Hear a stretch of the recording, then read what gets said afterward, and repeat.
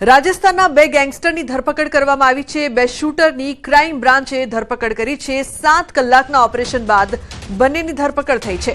રવિ ગોદારાના બે shooter crime બ્રાન્ચના સકંજામાં આવ્યા। બંને ઉપર 30થી વધુ ગુનાઓ દાખલ। રાજસ્થાન અને અન્ય જગ્યાના ગેંગ વોરમાં તેઓ સામેલ હતા।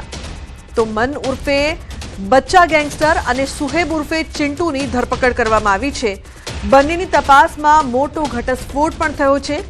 ગુજરાતમાં પોતાનું નેટવર્ક ઊભું કરવાના હતા તેવી માહિતી સામે આવી છે। બે શૂટરની ક્રાઇમ બ્રાન્ચે ધરપકડ કરી છે। ક્રાઇમ બ્રાન્ચને મોટી સફળતાની સાથે સાથે અનેક ખુલાસા થાય તેવી શક્યતા છે। બંનેની તપાસમાં મોટો ઘટસ્ફોટ। નવીન જોડાયા છે ફોન લાઈન પર વધુ માહિતી આપવા માટે।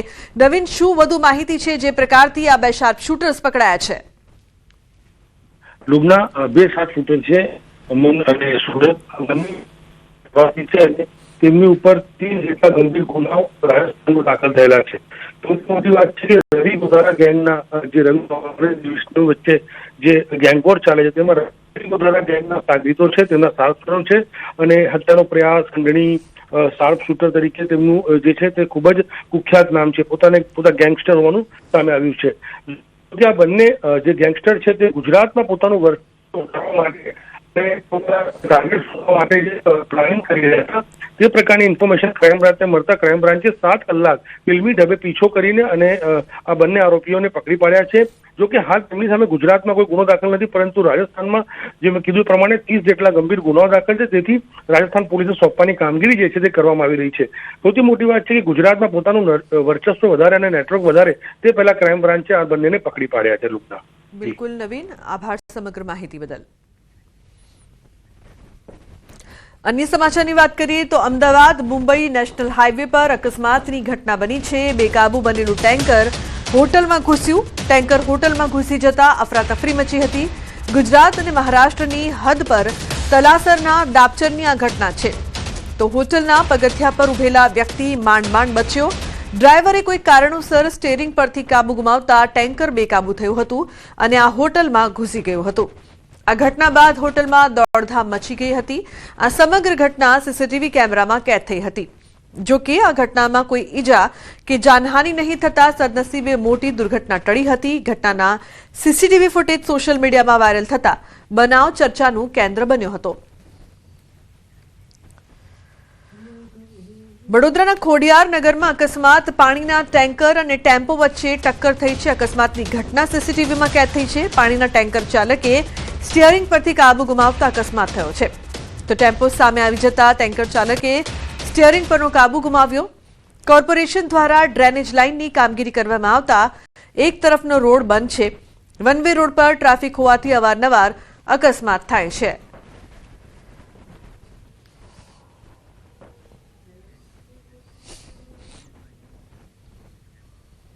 अन्य समाचारनी बात करिए तो अमदावादना एसजी हाईवे पर वहेली सवारे वधु एक अकस्मात सर्जायो छे। पकवान ब्रिज उतरता बे कार वच्चे अकस्मात सर्जायो छे। तो स्कॉर्पियो कार चालके अचानक ब्रेक मारता अन्य कार पाछळथी અથડાઈ હતી। સદનસીબે એરબેગ ખુલી જતા કાર ચાલકનો બચાવ થયો છે। કોઈ જાનહાનિ કે ઈજાના સમાચાર સામે આવ્યા નથી।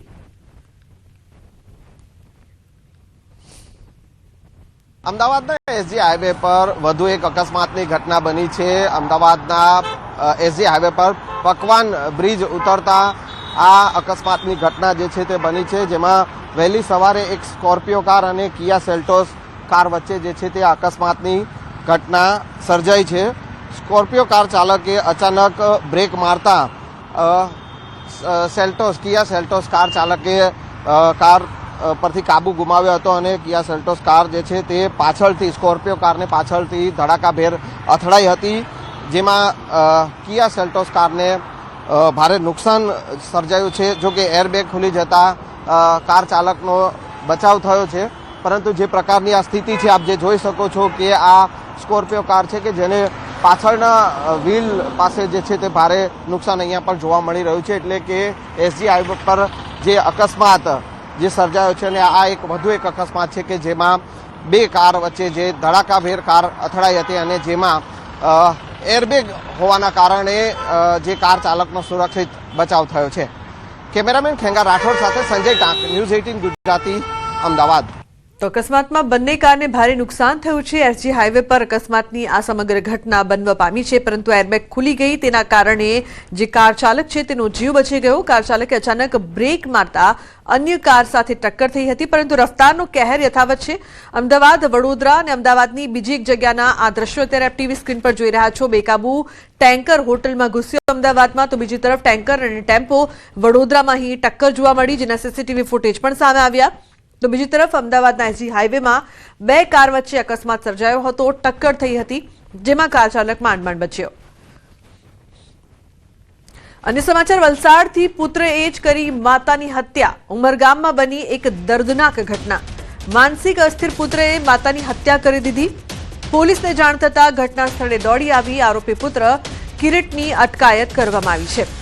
સમગ્ર વિસ્તારમાં અરેરાટીનો માહોલ છે। મૃતક મહિલાના મૃતદેહને પોસ્ટમોર્ટમ માટે ખસેડાયો છે। તો આરોપી પુત્ર કિરીટની અટકાયત કરવામાં આવી છે। ભરત જોડાયા છે ફોન લાઈન પર વધુ માહિતી આપવા માટે। ભરત, ખૂબ જ દર્દનાક આ સમગ્ર ઘટના, શું વિગતો છે આપની પાસે? જી બિલકુલ, ખૂબ જ દર્દનાક ઘટના છે, જ્યાં એક પુત્રએ જ પોતાની માતાને આ રીતના છે એ હત્યા નિપજાવી હતી અને ત્રિકમ મારી અને ગળાના ભાગે ગંભીર ઈજાઓ પહોંચાડી અને આ પુત્ર જ છે માતાનો હત્યારો બન્યો હતો। અત્યારે પુત્ર છે એની અટકાયત કરવામાં આવી છે અને પોલીસે આ સમગ્ર મામલાને ગંભીરતાથી લઈ તપાસ હાથ ધરી છે। અત્યાર સુધી જે રીતે માહિતી મળી રહી છે એ મુજબ જે આરોપી પુત્ર છે તે માનસિક રીતે અસ્વસ્થ છે અને આ કોઈ વાતને લઈને ઉશ્કેરાઈ અને માતા પર જ ત્રિકમ વડે હુમલો કર્યો હતો ને તેને ગળાના ભાગે ત્રિકમ મારી અને કરપીણ હત્યા કરી હતી। આ સમગ્ર ઘટનાને કારણે સમગ્ર પંથકમાં છે ચકચાર મચી ગઈ છે અને પોલીસે હવે આ મામલે તપાસ હાથ ધરી છે। જી બિલકુલ, આભાર સમગ્ર માહિતી બદલ। તો પોલીસ દ્વારા વધુ તપાસ કરવામાં આવી રહી છે। અમદાવાદમાં 7th ડે સ્કૂલમાં મારામારીનો મામલો। સ્કૂલના આચાર્ય એડમિન હેડે જવાબ રજૂ કર્યો છે। મારામારીની ઘટનાને શાળાએ સામાન્ય ગણાવી છે। સામાન્ય ઘટના ગણાવીને જાણ ન કરાઈ હોવાનો આચાર્યનો લૂલો બચાવ જોવા મળ્યો છે। સ્કૂલના જવાબથી ડીઈઓ સંતુષ્ટ નહીં। સ્કૂલ સરકાર હસ્તક હોય તમામ ગતિવિધિની જાણ ડીઈઓને કરવી ફરજિયાત। 7મા ધોરણમાં વિદ્યાર્થીને માર મારતા શાળા દ્વારા ડીઓને જાણ કરવામાં ન આવતા આચાર્ય અને એડમિન હેડને નોટિસ ફટકારાઈ હતી। અન્ય સમાચાર, સાણંદથી આંગણિયા પેઢીનો કર્મચારી લૂંટાયો છે। સરખેજ નજીક બુકાનીધારી 3 શખ્સોએ લૂંટ ચલાવી છે। બેગમાં રહેલા 20 થી 25 લાખ રૂપિયા લૂંટીને ફરાર। પલ્સર બાઇક પર આવેલા આરોપીઓએ લૂંટ કરી હતી। ફરિયાદી ફારૂક ગનિયાણી પાસેથી થેલો ઝૂંટવી સરખેજ તરફ ભાગ્યા। સાણંદ પોલીસ દ્વારા ફરિયાદ નોંધીને તપાસ શરૂ કરવામાં આવી છે।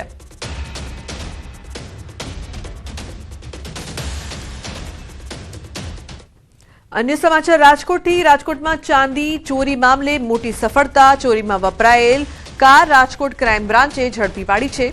રાજસ્થાનના બુટલેગરની કાર હોવાનો ખુલાસો થયો છે। કાર બોટાદનો રાજુ ભોજક વાપરતો હતો। કાર સાથે રાજુ ભોજકને ઝડપી પાડ્યો છે। જેલમાં બંધ રાજસ્થાનના બુટલેગર ધરમસિંહની ક્રેટા કાર હોવાનું તપાસમાં ખુલ્યું છે। તો રાજુએ ચોરીને અંજામ આપવા માટે બનાસકાંઠાના દાંતીવાડાના શખ્સને આપી હોવાની પોલીસ સમક્ષ કબૂલાત કરી છે। કાર આપવા બદલ ચાંદીની ભાગ બટાઈ કરવાની હતી।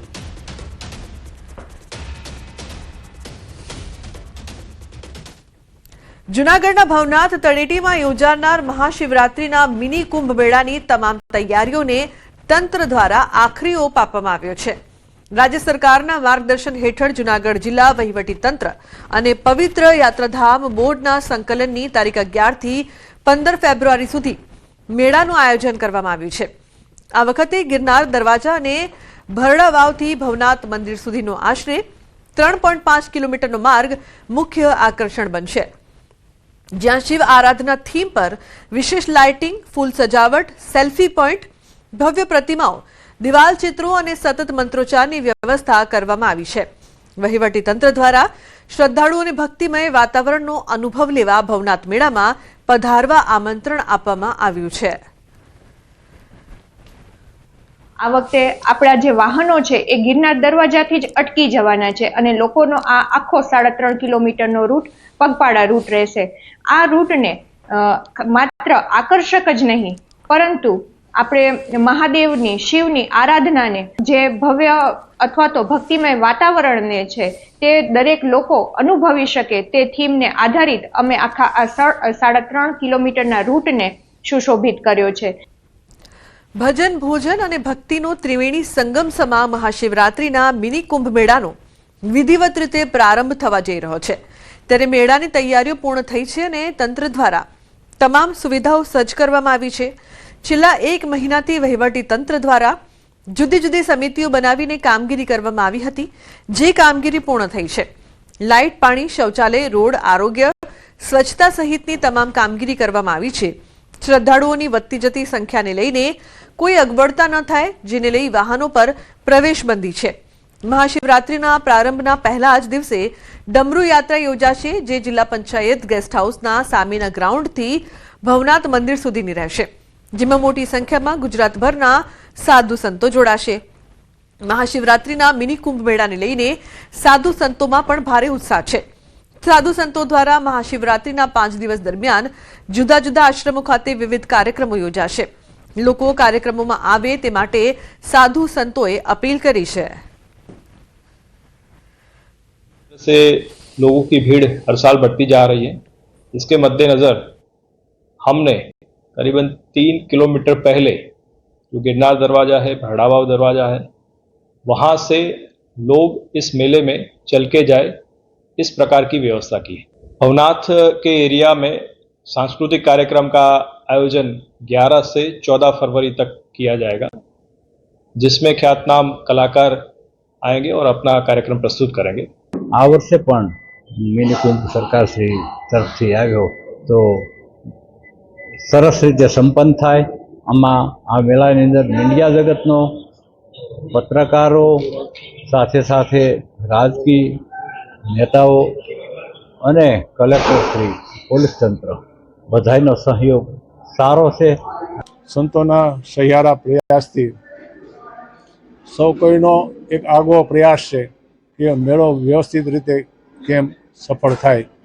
એમાં આપણું ચોક્કસ એવું સૂચન હોઈ શકે કે આવો આપણે આ મેળામાં ક્યાંય પણ નડતરરૂપ કોઈ ન થઈએ, વ્યવસ્થા જાળવી રાખીએ અને સૌ સાથે મળી ગિરનારીની શિવરાત્રિની શિવજીની પ્રાર્થના સાથે અને એમની આરાધના સાથે આ મેળામાંથી એકતાનો સંદેશ જાય લોકોમાં. અંબાજીના દાંતામાં હડકવાથી મહિલાનું મોત નીપજ્યું છે. કુંડેલ ગામની મહિલાનું હડકવાની અસરથી મોત થયું છે. પાલનપુર સિવિલ હોસ્પિટલમાં 2 દિવસ અગાઉ હડકવાના લક્ષણો દેખાતા મહિલા સારવાર માટે આવી હતી. સૌથી મહત્વની વાત તો એ છે કે પરિવારે વધુ સારવાર માટે લઈ જવાની જગ્યાએ ભુવા પાસે સારવાર કરાવી હતી.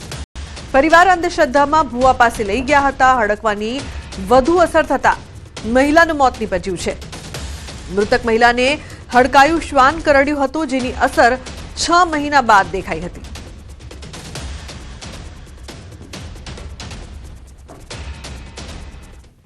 ગીર સોમનાથના કોડીનારમાં સિંહોના ધામા સીધાંજ ગામે રહેણાંક વિસ્તારોમાં એકસાથે 8 સિંહની લટાર જોવા મળી છે. મધરાત્રે સિંહોની શાહી લટારના દ્રશ્યો સીસીટીવીમાં કેદ થયા છે. એકસાથે 8 સિંહોની લટારથી સ્થાનિકોમાં પણ ભય ફેલાયો છે.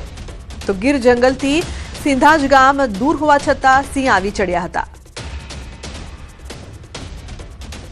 તો એક સાથે 8 સિંહની શાહી લટાર સીસીટીવીમાં કેદ થઈ છે. તો રહેણાંક વિસ્તારમાં સિંહના ધામા જોવા મળ્યા છે. સિંધાજ ગામે એક સાથે 8 સિંહની શાહી લટાર જોવા મળી હતી. ગ્રામજનોમાં ભય. આ તરફ જૂનાગઢમાં એક સાથે 10 સિંહો રેલવે ટ્રેક પર આવી ચડ્યા. લોકો પાયલોટે સતર્કતા દાખવી ટ્રેનને રોકી દીધી હતી. વન વિભાગને જાણ કરાતા ટ્રેકરે સિંહોને રેલવે ટ્રેક પરથી હટાવ્યા હતા. સિંહો રેલવે ટ્રેકથી દૂર જતા ફરી ટ્રેનને સાવધાનીપૂર્વક રવાના કરાઈ. તો સાસણગીર કાંસ્યાનેશ સેક્શનમાં બની છે આ ઘટના. રેલવે ટ્રેક પર સિંહો આવી ચડવાની ઘટનામાં રેલવે તંત્ર અને વન વિભાગની અસરકારક કામગીરી જોવા મળી છે. વર્ષ 2024-25 દરમિયાન કુલ 159 સિંહોના જીવ બચાવાયા છે. તો ચાલુ વર્ષે અત્યાર સુધીમાં 101 સિંહોને સુરક્ષિત રીતે બચાવાયા છે.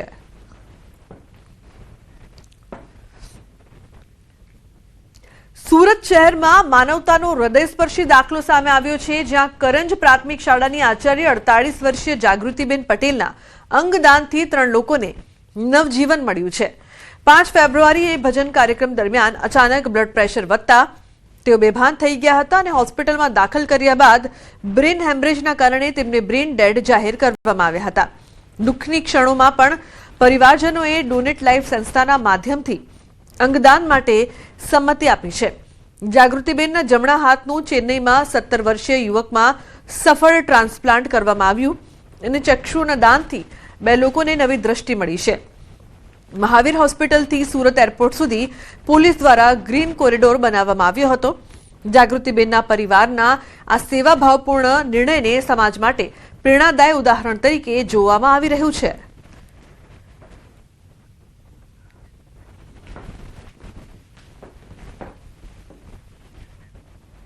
સમાચારનો પ્રવાહ યથાવત રહેશે. હાલનું કહીશું એક બ્રેક માટે. આપ જોતા રહો ન્યૂઝ 18 ગુજરાતી.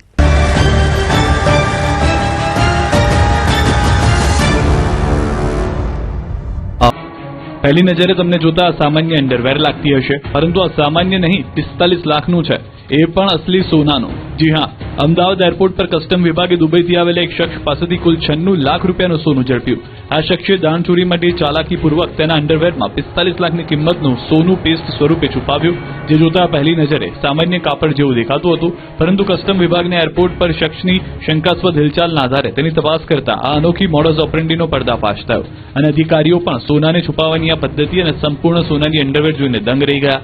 તપાસ દરમિયાન શખ્સ પાસેથી 24 કેરેટ શુદ્ધતાની 2 આખી સોનાની લકડીઓ અને 1 કાપેલી લકડી મળી આવી. આ સોનાનો જથ્થો મુસાફરે ચાલાકીપૂર્વક પોતાના ખિસ્સામાં રાખેલા પર્સમાં છુપાવ્યો હતો.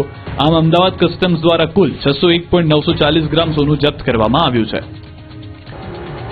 રાજકોટમાં થોડા દિવસ પહેલા થયેલી 120 કિલો ચાંદીની ચોરી અન્ય કોઈએ નહીં પરંતુ 2 સગા ભાઈઓ સહિતના લોકોએ કરી હોવાનો ધડાકો થયો. ચાંદી ચોરી બંને ભાઈઓ અલગ અલગ દિશામાં ભાગી ગયા હતા, પરંતુ 4 દિવસ પહેલા થયેલી એક ચાંદીની ચોરીનો ભેદ ઉકેલાયો. અમદાવાદ ક્રાઇમ બ્રાન્ચે મહેસાણાથી એક શખ્સને 40 કિલો ચાંદી સાથે ઝડપી પાડ્યો.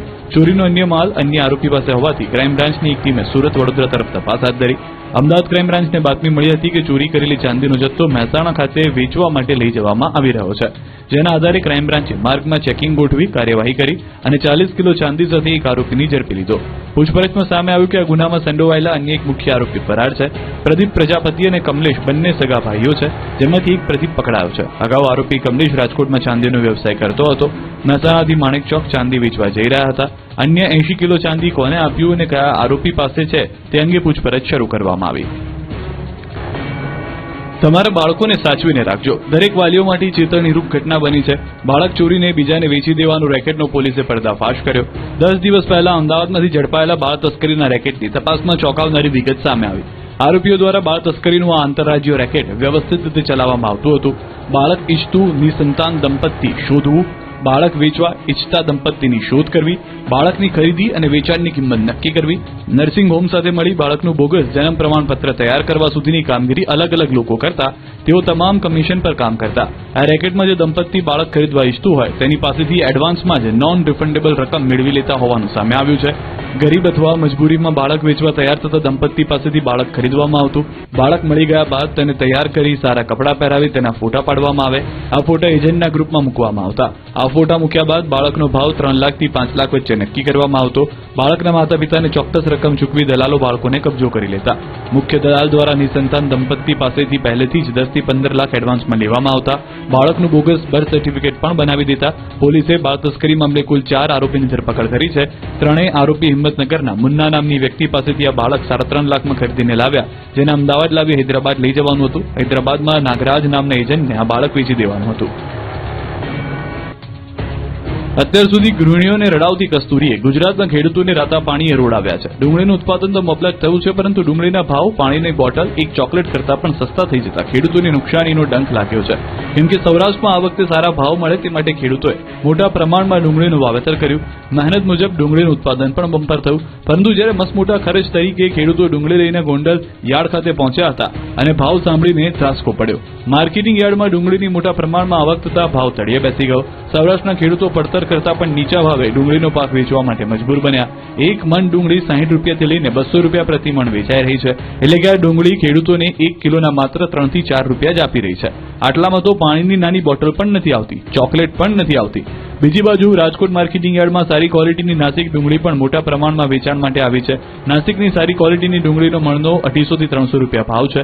સૌરાષ્ટ્રના ખેડૂતોએ પોતાની વ્યથા ઠાલવતા કહ્યું કે આસપાસના દેશોમાં નિકાસ કરવામાં આવે તો જ ડુંગળીના સારા ભાવ મળી શકે છે. ખેડૂતોએ દાવો કર્યો છે કે 15 રૂપિયા કિલો પડતર પડે છે અને 170 રૂપિયાની મણ એટલે કે 20 કિલો વેચાય છે. આટલા ભાવમાં તો અમારે મજૂરી પણ નીકળતી નથી. સરકાર નિકાસ કરે તો બધું સારું છે, અમારું કોઈ સાંભળતું જ નથી.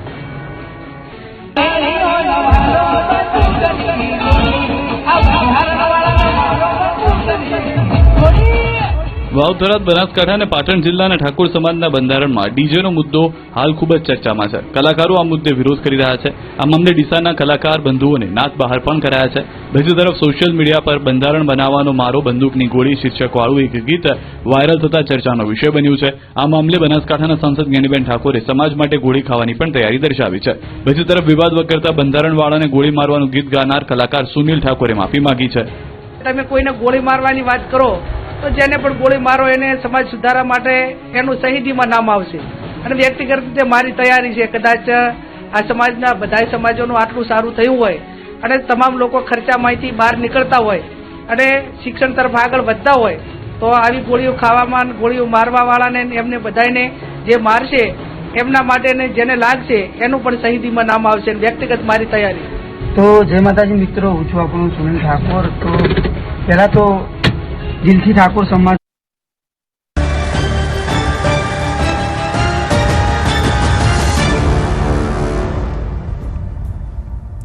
Welcome back. સમાચારમાં આગળ વાત કરીએ તો અમદાવાદ મનપાના સોલિડ વેસ્ટ મેનેજમેન્ટ વિભાગે નવી પહેલ હાથ ધરી છે. ઉત્તરાયણ પર્વ દરમિયાન ઉત્પન્ન થતી પતંગની દોરીના વેસ્ટમાંથી લોગો તૈયાર કરાયો છે. 1200 કિલો પતંગની દોરીના વેસ્ટમાંથી CWG 2030ની થીમ પર આધારિત લોગો તૈયાર કરવામાં આવ્યો છે. સોલિડ વેસ્ટ વિભાગે એકત્ર કરેલી દોરીના વેસ્ટને પર્યાવરણ સંરક્ષણ અભિગમ સાથે અપસ્કેલિંગ કરવાની નવીનતમ દિશા અપનાવી છે. મહત્વનું છે કે કોમનવેલ્થ ગેમ્સ 2030 અમદાવાદમાં યોજાવાની છે, ત્યારે નાગરિકોમાં જાગૃતિ લાવવા માટે આ વેસ્ટ દોરીનો ઉપયોગ કરીને વેસ્ટ ટુ આર્ટ લોગો તૈયાર કરવામાં આવ્યો છે. આ ઉપરાંત બાકી રહેલ વધારાની દોરીને AMCના વેસ્ટ ટુ એનર્જી પ્લાન્ટમાં ઇંધણ તરીકે ઉપયોગ કરી ઉર્જા ઉત્પાદન માટે ઉપયોગમાં લેવામાં આવી છે. અન્ય સમાચાર વડોદરાથી. સયાજી હોસ્પિટલના ENT વિભાગની સફળતા. 10 કલાકમાં 2 જટિલ સર્જરી કરીને ડોક્ટરોએ 2 બાળકોને નવજીવન આપ્યું છે. દાહોદના 11 વર્ષીય બાળકના ફેફસામાં પેપર પિન ફસાયેલી પિનને સફળતાપૂર્વક બહાર કઢાઈ છે. તીક્ષ્ણ પિન શ્વાસ નળીમાં ફસાઈ જતા બાળકનો શ્વાસ રૂંધાયો હતો. ડોક્ટરોએ ગણતરીની મિનિટોમાં ઓપરેશન પાર પાડ્યું છે. તો બીજા કિસ્સામાં પાદરાના 3 વર્ષના માસૂમ બાળકના ગળામાં સિક્કો ફસાયો હતો. ફસાયેલો સિક્કો પણ સર્જરી કરીને બહાર કાઢવામાં આવ્યો છે. તો 10 કલાકમાં 2 જટિલ સર્જરી કરવામાં આવી, જેમાં સફળતા હાંસલ થઈ છે. ડોક્ટરોએ 2 બાળકોને નવું જીવન આપ્યું છે. તો 1 વર્ષીય બાળકના ફેફસામાં પેપર પિન ફસાઈ હતી, જેને બહાર કાઢવામાં આવી. ફસાયેલી પિનને સફળતાપૂર્વક બહાર કઢાઈ.